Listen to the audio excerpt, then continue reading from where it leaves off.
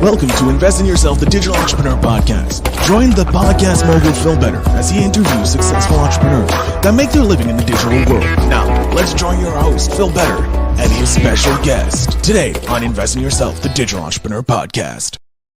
Ladies and gentlemen, welcome back to Invest in Yourself, the Digital Entrepreneur Podcast. I am, of course, your host with the most, the podcast mogul himself, Phil Better.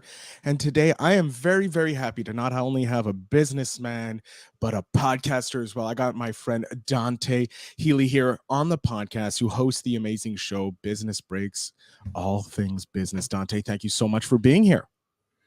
Thank you, Phil. Pleasure to be here. All right, Dante, I have a beautiful introduction here, all gorgeous and that, but I'm throwing it out the window because I like to hear it from your mouth. Who are you and what do you do and what is your podcast about? Let us know. Let my audience know. Thanks, Phil. So I'm a digital finance transformation expert. I'm actually a project specialist. I'm a qualified accountant and project manager.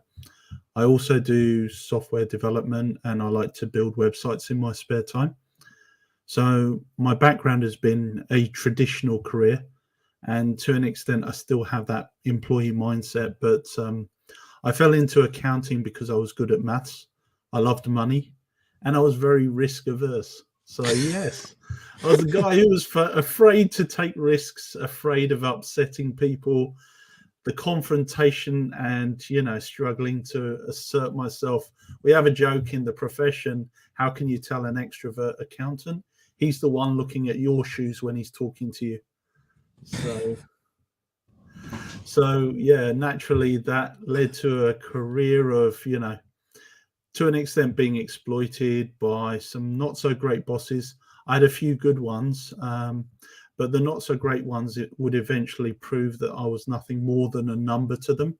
Mm-hmm. So that being said, what I would do is I'd assert my own passive aggressive form of punishment by being extra nice and dependable.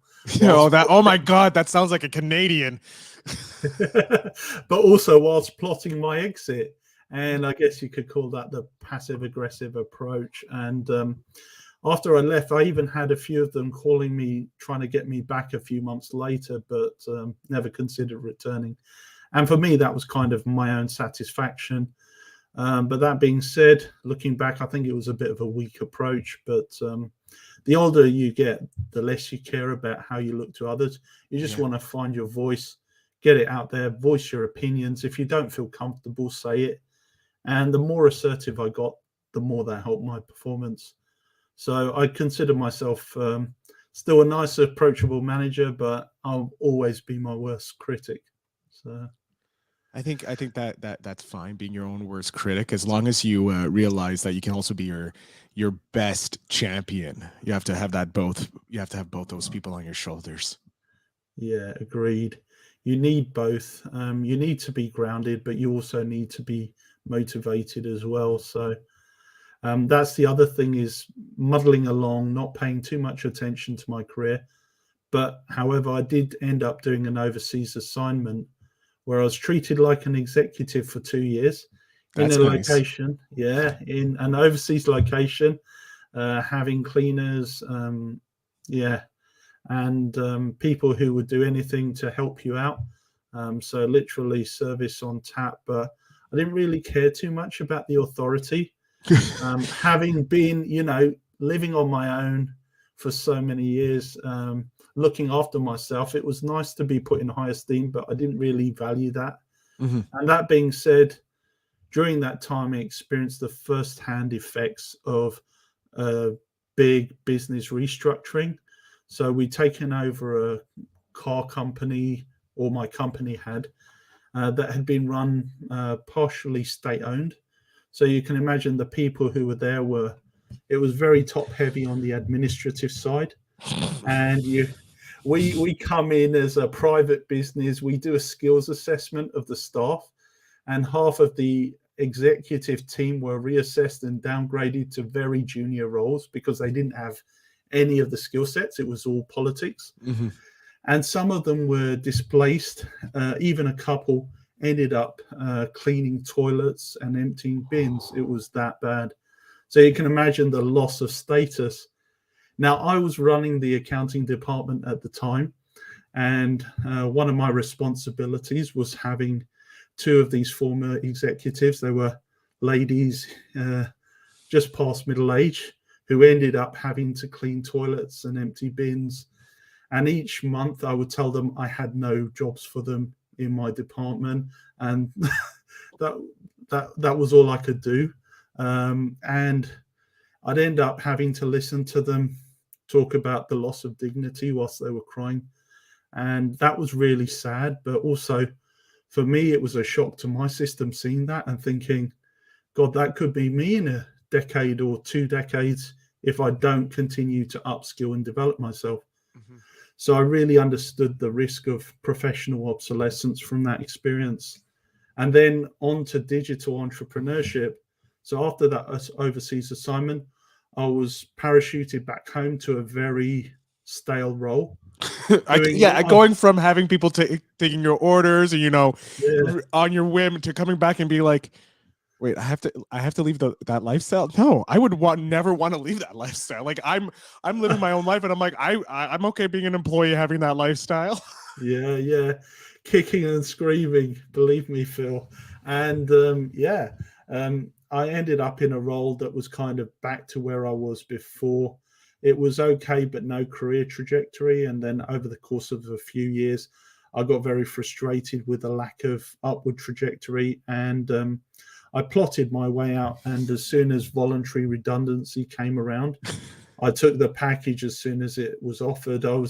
I did the courtesy of pretending I was thinking over it for a week, but then, that's kind of you, sir.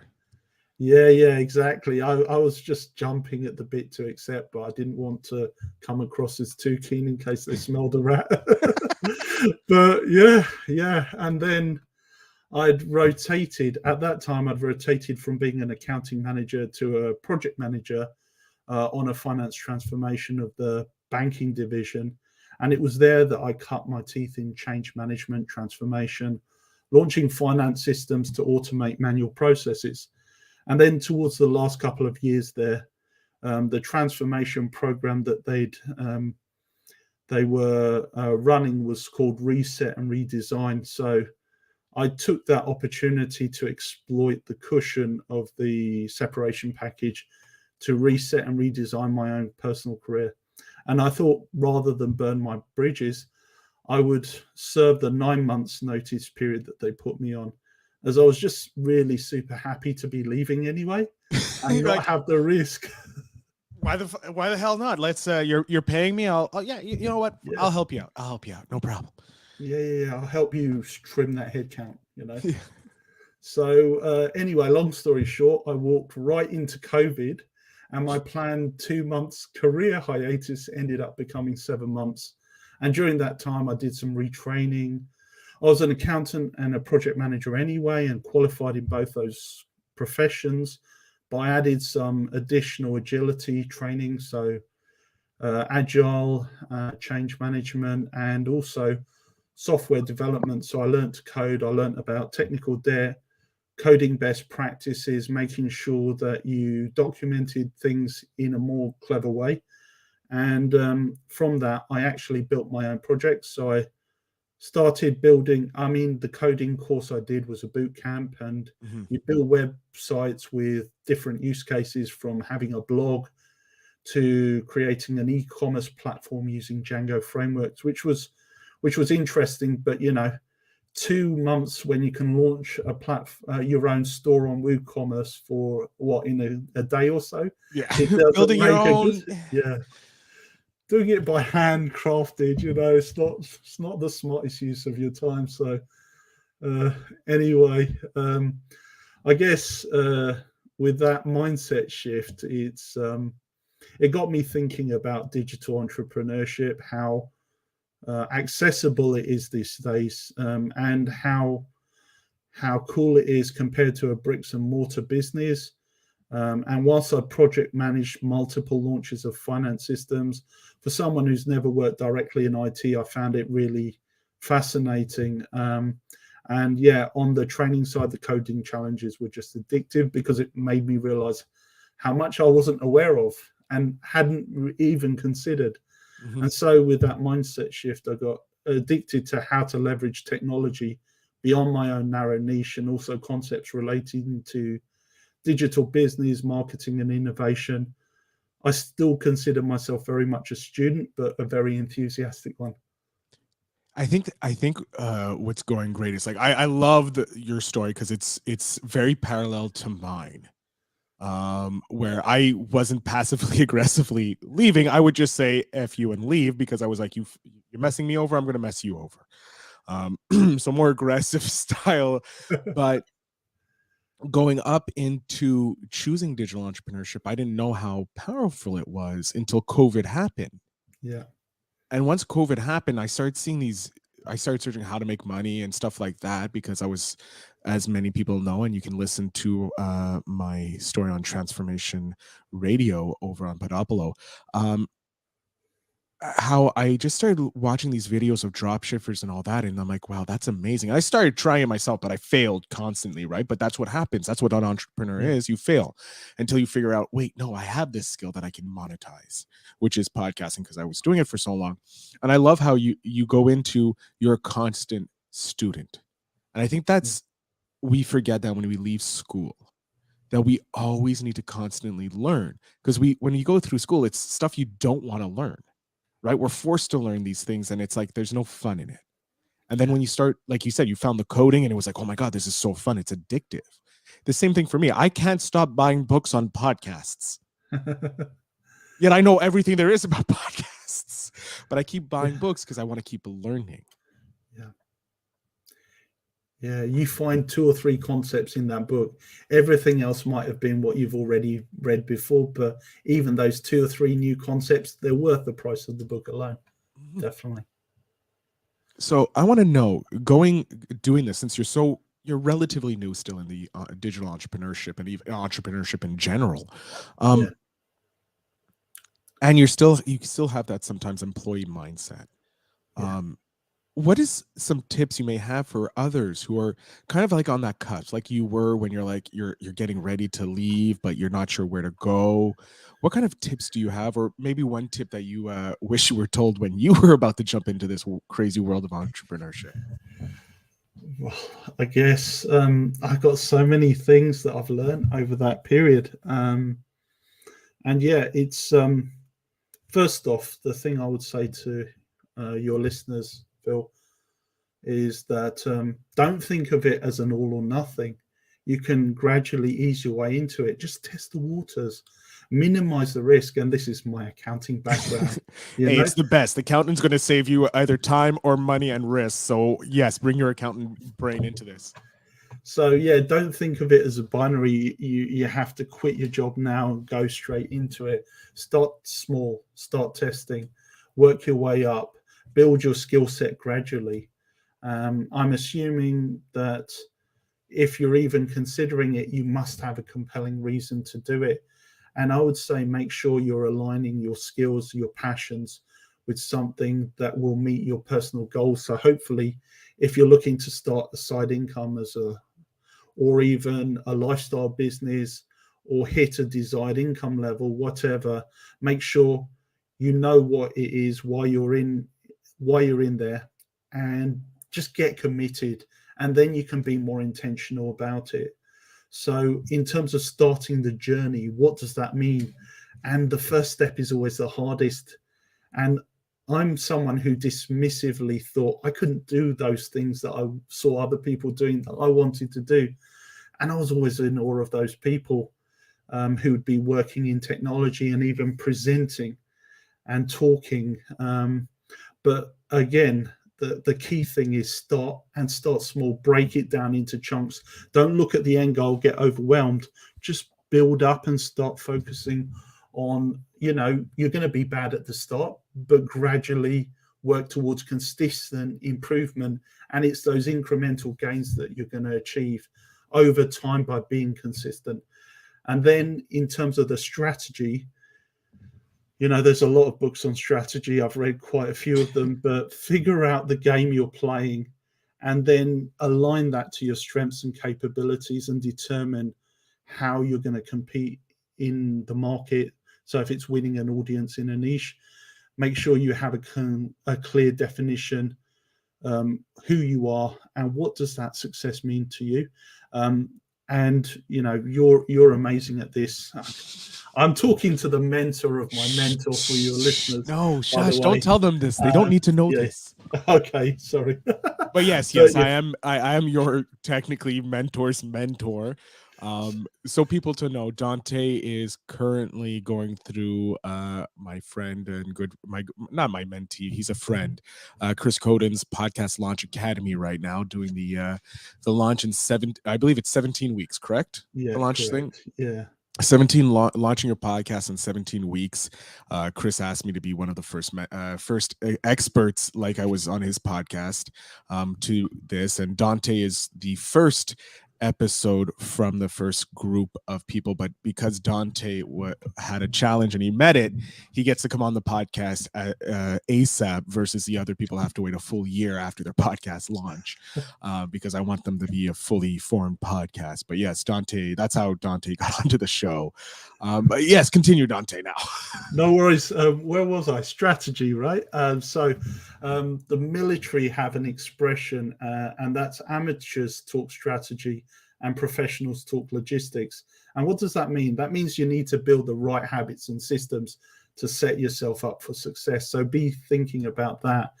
The book Atomic Habits by James Clear, Amazing for example. Book. Yeah. Amazing. So you don't rise to the level of your goals, you fall to the level of your habits and systems. So make sure they're at a high level. So, for example, the average life of a podcast show, I read somewhere it's 174 days, which is less than 6 months. And then why do podcasts die so early? And it's because of pod fade. A lot of aspiring podcasters burn out before their podcasts ever take off. So it's crucial you have systems, habits in place up front. You have a process, you automate what you can, and you really maximize your system. The podcast has to be a system. It can't be bits and pieces. So again, a true strategy maximizes your chance of success. And then the final thing in terms of tips, having the network of relationships. It's knowing the right people, knowing the people you can go to, not just for technical advice, but also emotional support. And you don't know who you don't know. And the world's a big place, but it's also a small place. They say 7 degrees of separation. You're only 7 steps to anybody. And when you start, I talk about being an accountant and an introvert. It's a virtuous circle. Once you start networking outside your immediate network, you never know who you're going to bump into, that chance encounter. And again, as I mentioned, having great mentorship and coaching from people who know really helps. And I'm not just talking about the emotional feels. When you say coaches, I have this negative connotation, and I shouldn't say that because my wife's a coach, but some of them, it seems like they're only there to say, when you say I feel bad, and they just say it's okay and you're great, and that sort of coaching. But I'm talking about goal setting, monitoring, and having that accountability. And then I guess after that, the last thing is, don't forget, when you're working so hard and you're achieving things, don't forget to stop and reflect and take stock of how far you've come. I never thought I'd start a podcast, and for me, just getting those first few episodes out there, it's an amazing milestone, and you've got to celebrate those achievements to keep motivated. Those are like, I'm just sitting here wondering, like, Jesus, are you gonna spill the whole, like, you're gonna just spill the whole bunch of secrets, just pull the whole thing out, right? That's amazing. Those tips, those strategies that you suggested is like, those are worth every single episode. Like, they're great. Like, the mentorship is so important, the coaching is so important, having a clear definition of why is so important. Like, why are you doing this? Why are you going into it? Having that clear definition, because you're just saying, oh, because I want to. That's not, you need to, because it's going to be tough. Like you said, it's 100 and something days, 6 months for podcasts. you have to have a clear why you want a podcast, because there's going to be days that you're like, I don't want to interview people today. I have a splitting headache. But my why is I want to help as many people out there who listen to this start digital entrepreneurship because of the freedom that it gives. Because I think that everybody just craves that freedom, but they're scared because they don't know about entrepreneurship. Like for us, entrepreneurship, people in their 30s right now and older, entrepreneurship was brick and mortar. Yeah. The younger kids under 30, they grew up with YouTube. They grew up with making money online. We got scammed when we tried to make money online, right?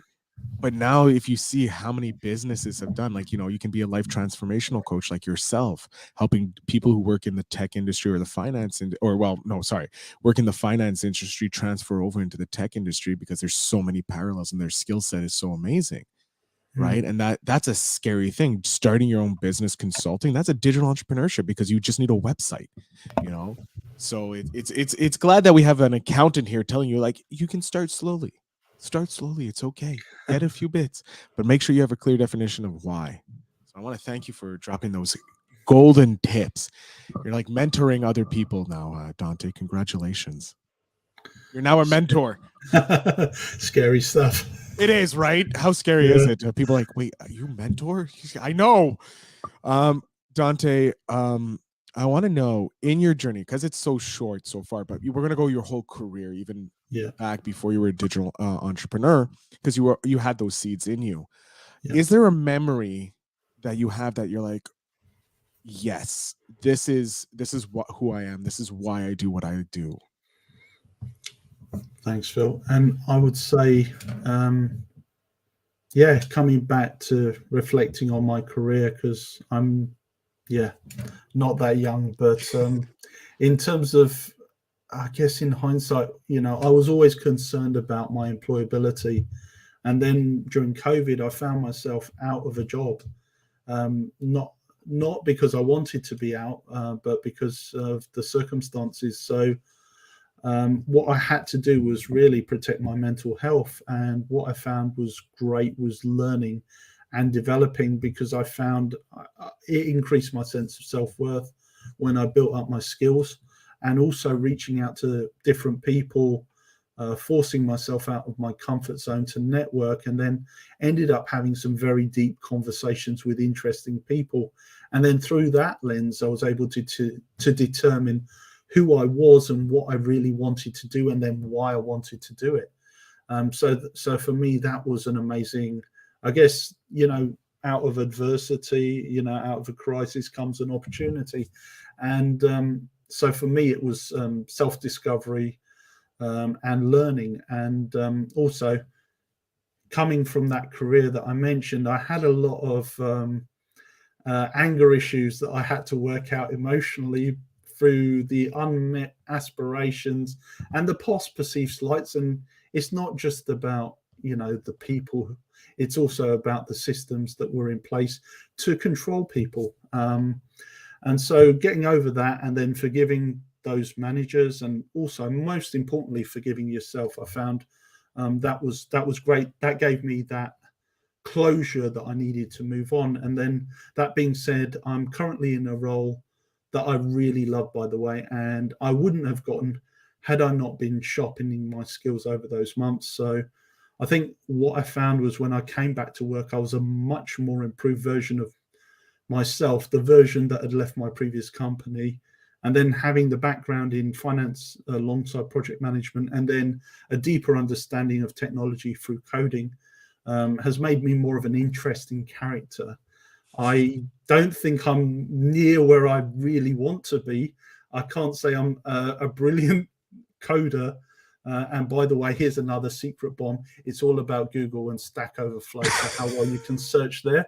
But yeah, I have a clear idea of the location and the journey, and how I'm going to get there is going to be exciting, because it's not that clear. And I'm just happiest when I'm learning new things and growing in a psychologically safe environment, Phil. So I feel blessed right now. I love it. So the people who aren't watching this on YouTube, what are you doing? Go over to YouTube, subscribe, and say yes to this, and hit like. But those who are listening, who are just listening to the audio version, thank you. Make sure you're listening to it on Podopolo, the number one place for podcasters to monetize their podcast, thanks to listeners like you. And that's not an ad. I don't get paid by them yet. Keyword yet. But I was going somewhere. Where was I going? Yes, for those listening only, I go on tangents. I was smiling because I was so happy because Dante's just beaming right now, and his joy in his voice from listening to him going, I'm a happy learner. Because I'm a happy learner. I love learning from Dante coming on the podcast and all my previous guests, like Lloyd Ross, learning about making my money work for me and learning the simple strategies behind that, to someone like Dom Einhorn, who's this amazing entrepreneur who's been in the digital world for 25 years in buying, just telling his story about buying a rugby team and helping the rugby team and helping the city, the town that he lives in, the little village. Like this is what I love, and my podcast allows me this, to talk with these amazing, interesting people, and I get to learn constantly. So I'm a excited learner, even though I'm not learning like Dante, taking courses in that. I get to learn on the podcast, and I think that's a very important message. Just keep learning. Totally. And yeah, I'm so privileged to be amongst those, all your exciting guests, and this one accountant or ex-accountant. You're just as excited because you're starting off, like you're starting your digital entrepreneurship, and who knows, in like 10 years when you come back, because we're definitely going to have you come back. We're connected now in our network. You're going to definitely be coming back, and you can tell about exciting things that are coming down the pipeline for yourself and your businesses and your podcast, obviously, because I want to hear more about that. But Dante, we're coming up to the end, and I hate this, especially when it's someone that I have a connection with already, and we've had plentiful talks. I'm going to ask you the spark question, which is from the amazing group over at Yes Theory. Seeking Discomfort is their brand. You know what it is. It's the Spark the Conversation. 50 questions from out of their 200 questions, fan generated. Dante, here's the question. Name something you'd like to celebrate with me. What is something you'd like to celebrate with me today on the show? Oh, good question. Actually, very, very interesting question. So, would I say Thanksgiving right now?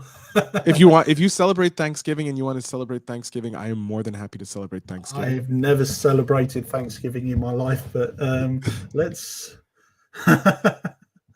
What would I celebrate? I'd celebrate being on this podcast. There we go. Let's celebrate Dante pleasure. being on this podcast, sharing his business acumen as well as his podcast. So what's your podcast name again, so that my listeners can come listen to it? Sure, Phil. It's Business Breaks, and it's a multi-formatted podcast, but generally framed about people who are looking to do the same type of career switch that I've done, in terms of not necessarily, but I transitioned from finance to change management and IT. So it's not limiting yourself, and not letting, shall we say, functional silos or career or inflexible corporate structures stop you from doing what you want out of life. It's all about having a plan and thinking differently about how you view and how you craft your career. I love it. All right, Dante, we're coming to the end. I'm going to jump off the screen here. I'm going to let you have the full screen here, the full voice. I want you to tell my audience where they can follow you, how they can support you, whatever you want. The floor is yours for the next 5 or so minutes, however long you take. So Dante, the floor is yours. Well, hi everyone. I am Dante Healy again, and my podcast is Business Breaks. It's on businessbreaks.club, a website I've coded myself. How you can support me or find me, I'm mainly on LinkedIn. So if you want to go there, connect, follow me on LinkedIn, send me a message, or alternatively, go on the website. You can subscribe to my email list, and feel free to reach out. And call to action, subscribe to my email list, and ideally subscribe to my podcast as well. It's on all the major platforms, and if you do like it, feel free to leave a review. And look forward to hopefully seeing some of you in the future. Thank you very much. Amazing. Thank you so much, Dante, for being on the show. It was an amazing experience talking with you and seeing, knowing behind the scenes of how great your podcast is and how much you're growing as a podcaster. It's really nice having you here. So thank you. Thank you, Phil. It's been an amazing experience and a pleasure. Thank you, sir. I look forward to coming back, definitely. Oh, yeah. Looking forward to having you back on to tell us about your journey. And to my audience, of course, you know the drill. The links are in the show notes down below. Go support Dante, his podcast, his maybe if you want to change your career, maybe there's something there for you. Maybe you can reach out to Dante and he can help you out, or at least give you the resources that can help you change or transition from one career to the next. And of course, again, another major thanks to Dante for coming on the show, even though I kind of bullied him onto the show. He's still out on the show. But again, to my audience, remember to always invest in yourself.